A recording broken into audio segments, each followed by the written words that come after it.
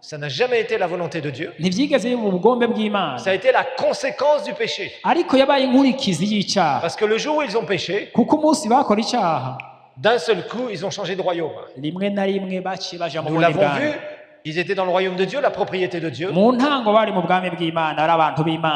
le fait d'avoir accepté de pécher, ça les a transférés dans le royaume des ténèbres. Avec toutes ces conséquences. Donc, c'est le fait qu'ils étaient dans le royaume des ténèbres. Ils étaient sous la malédiction. Et c'est eux-mêmes qui se sont mis sous cette malédiction. Ils ont connu la maladie. Ils ont connu les difficultés aussi pour produire.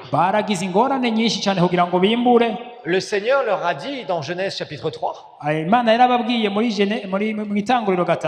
que maintenant Adam va avoir du mal à produire. C'est à la sueur de son front qu'il va devoir produire. Ça veut dire qu'avant, il n'avait aucun souci pour produire, tout produisait tout seul. Il n'avait pas besoin de transpirer. Je ne sais même pas si Adam transpirait avant d'avoir chuté d'ailleurs. Parce que Dieu va lui dire, tu vas transpirer. Maintenant, c'est à la sueur de ton front que tu vas produire. Et ils sont morts aussi physiquement. Alors que Dieu n'avait pas prévu ça au départ. Ça n'a jamais été la volonté de Dieu. Mais ils se sont mis sous la malédiction de la chute. Parce qu'ils ont péché. Parce qu'ils étaient dans le royaume des ténèbres. Évidemment, nous avons hérité de ces choses. Mais Dieu soit béni. Parce qu'il y a quelqu'un qui est venu, en qui nous croyons, et qui est devenu malédiction. Et qui nous a racheté complètement de la malédiction. Et ça, c'est extraordinaire. Je sais, je suis obligé rapidement de vous dire que tout ça, c'est fini pour nous. Parce que je sais que quand on parle aux chrétiens de la malédiction, d'un seul coup, on sent les oreilles qui s'ouvrent comme ça. Et chez beaucoup de chrétiens, c'est le cas malheureusement. Parce qu'ils ont du mal. Ils se disent, si j'échoue quelque part, c'est qu'il doit y avoir une histoire de malédiction. Bien, nous allons découvrir que non. Maintenant, il faut découvrir que ce que Jésus a fait pour nous, il faut le comprendre, le découvrir complètement et avoir cette intelligence spirituelle.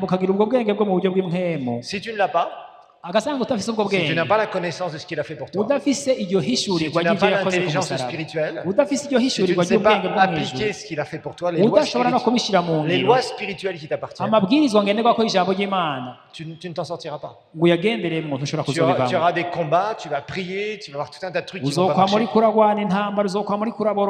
Et tu ne pourras pas dominer. Alors, c'est mon deuxième point sur la malédiction.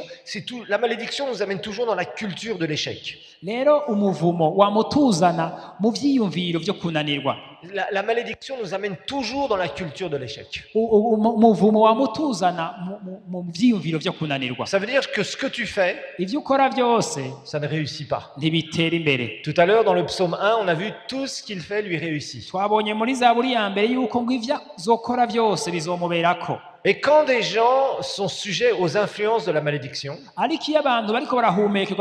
ils échouent partout où ils vont. Ils échouent partout. Mais le pire, c'est qu'au bout d'un moment, ils pensent que c'est le standard de vie qu'ils doivent vivre. Ça veut dire que cette culture de l'échec est tellement en eux que finalement, ils disent, bon, j'ai prié, bon, mais apparemment le Seigneur ne voulait pas qu'il y ait ça dans ma vie. Ou alors, si c'est pour moi, je l'aurai. Tu pries souvent comme ça? Si c'est pour moi, je l'aurai, ça veut dire que Dieu va me le donner. Sinon, c'était pas pour moi. Voyez, ça, c'est la culture de l'échec. Ça, c'est pas un chrétien qui se tient dans une position de foi et qui dit non, non, non, non. Moi, je ne suis pas quelqu'un de maudit. Je suis quelqu'un qui a été béni de toute la bénédiction spirituelle dans les lieux célestes en Christ. Je ne suis pas quelqu'un de maudit. Tant que tu vas croire ces choses, tu vas avoir des problèmes. C'est la culture de l'échec qui va t'environner. Et tu dois sortir de cette culture. Alors, une autre chose que l'on voit avec la malédiction, c'est que cette malédiction, quand les gens sont sous des malédictions, ça se transmet de génération en génération. C'est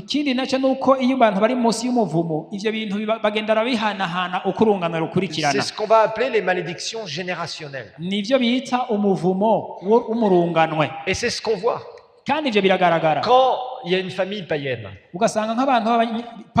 vous voyez que, vous savez, autour de certaines familles, autour de beaucoup de gens, il y a des esprits sataniques qui travaillent. Et les païens sont sous les malédictions générationnelles. Ça veut dire que vous allez voir régulièrement des choses qui se sont produites dans les générations antérieures continuer à se produire dans les générations d'après. J'ai bien dit chez les païens.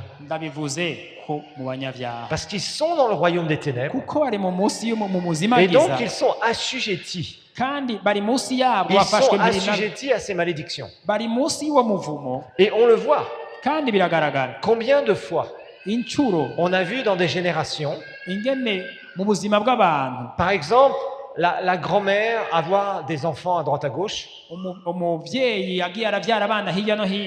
et la fille qui sera née en dehors d'un foyer, elle va grandir et déjà quand elle sera jeune, qu'est-ce qui va se passer? Elle-même va avoir un enfant comme ça. Et s'il ne se donne pas au Seigneur, ça continuera de génération en génération. On peut parler des soulards, les générations de soulards. Et on voit ça aussi. Les générations où les maladies se transmettent. Il y a toutes sortes de choses qu'on peut voir comme ça.